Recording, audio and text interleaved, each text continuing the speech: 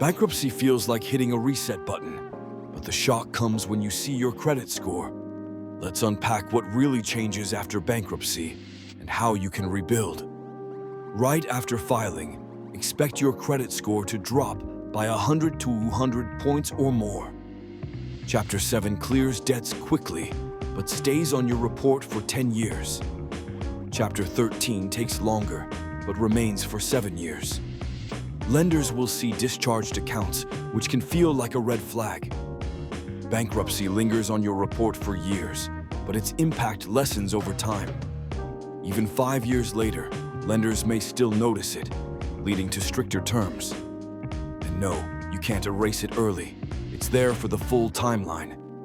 The good news? You can start rebuilding immediately. Secured credit cards and small loans help establish positive history. Just remember, every payment must be on time. Check your report regularly for errors too. Once you have a solid payment history, diversify your credit. Adding an auto loan or becoming an authorized user can show lenders you can handle different types. Noticeable progress takes about 12 to 18 months, with bigger jumps in 3 to 5 years. Your credit score is just one piece of the puzzle. True financial health means budgeting wisely and building an emergency fund. Think of this as a fresh start, not the end.